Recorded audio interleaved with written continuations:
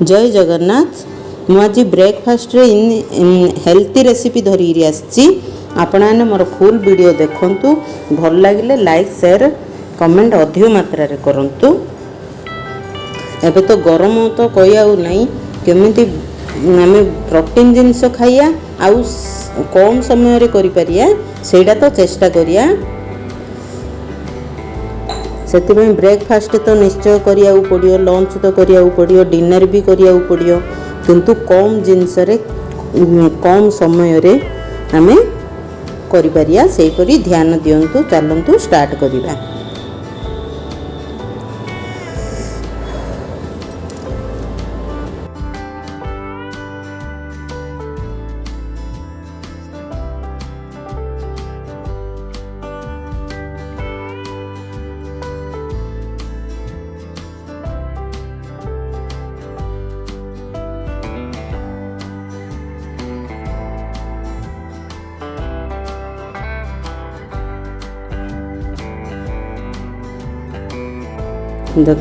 देखु मु लौकी नहीं आउ गाजर गोटे आउ बीटरूट।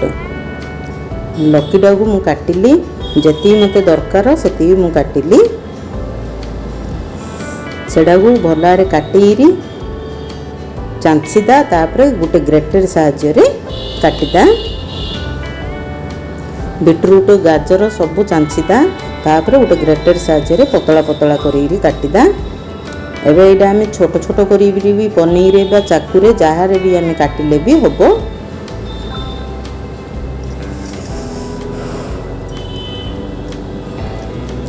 एते गरम होची जे किछि रांधिया भी इच्छा होनी आ बिजारिया भी लाउची। कोन रेसिपी आनिया बेले तो आउ भाबी पारनी हेले मु।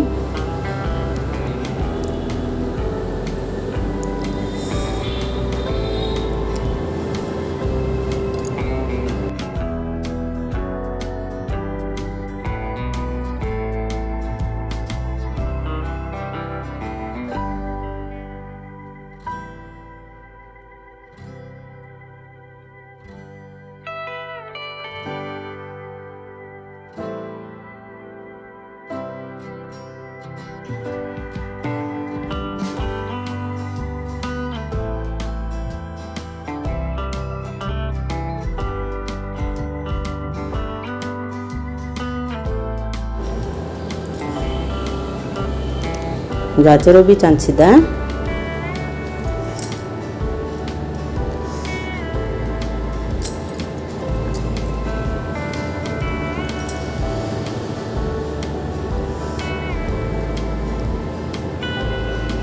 एटा ब्रेकफास्ट पे कले हेल्थी भी आ लौकी तो खाइले आपने जानचंती ओजन भी कमियो। आम से जूस माध्यम रे भी हेले पीले हम, किंतु पिला आने तो पीएनी से आम यहाँ को गोटे ब्रेकफास्ट हो लंच हेले माध्यम रे हेले कले केमिति करी पिला देबु बोली सेटा तो माँ आनर थाउची ध्यान केमिति पेटू जियो।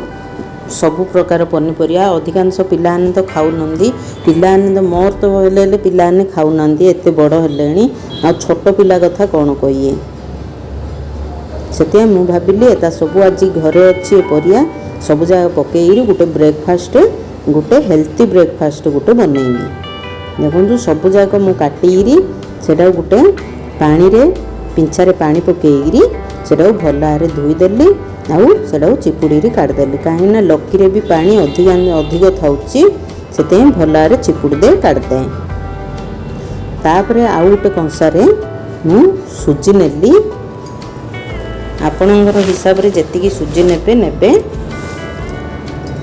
देखंतु गोटे गिन्नारे मु सुजी नेली गिन्नाटी आउ ताइरे दही टिके पकेली।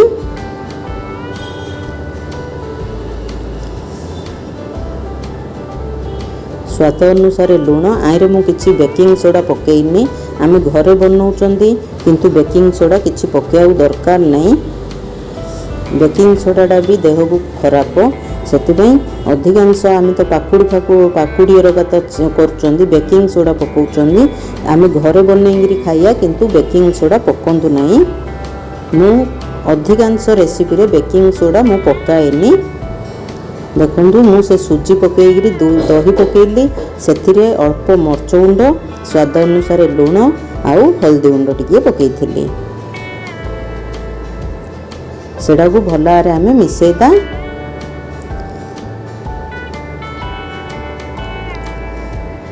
तापर आम पानी पकया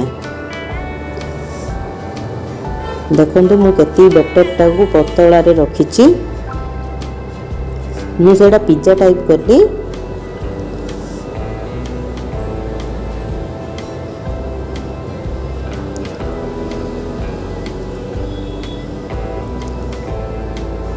तापर मर्च आउ पियाज पकेदा छोट पिला ने खाउचंदी बेले मर्च पकेनी स्किप कर दे।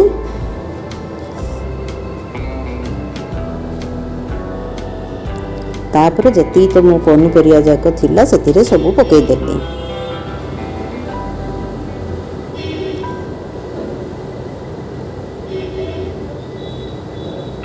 तापर सेडा भल भाव मिसेदा से सुजी सहित आउ से परिया सहित पूरा मिसेईरी बेटरटा रेडी करिया।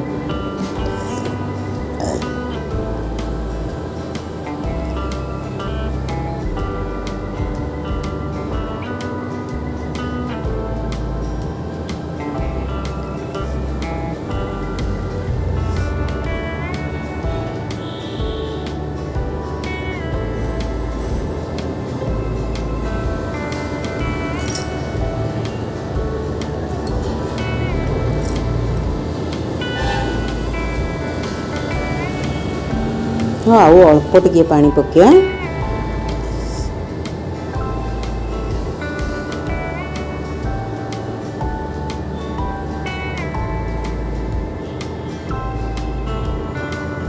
तापर 10 मिनट सेटा को आम छाड़दा घोड़े कहीं सुजीरा टिके फुलियो आ मुझे चिली फ्लेक्स पकई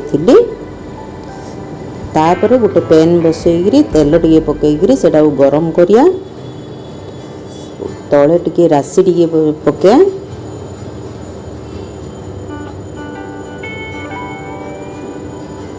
तापर से बेटरटा को आम तो सहित परिया पकई तो सुजी पकई रखी सेटा मोटारे आम पकईदा आपण मैंने जदि छोट खाइया जदि चाहूँ बरा टाइप कले भी एटा हम किंतु ए गरम से किए बसियो बोली मुझे बड़ बड़ करदेली गोटे बड़े पकईदेली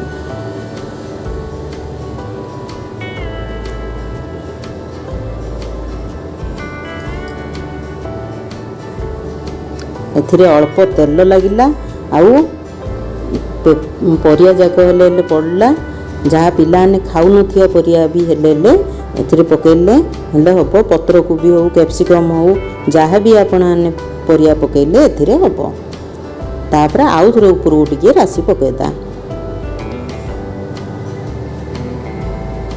कहीं आखि टिके हेले सुंदर दुसिले हेले टिके खाइया भी पिलाने हो वयस्क लोक हो आग्रह टिके हेबे। देखो मोर 10 मिनट मु पूरा स्लो सिम रे रखी थी तापर आउ थे सेटा को उल्टिली आउ थे 10 मिनट रखिली परिया जा सीझियो बोली टिके रोस्ट भी हेला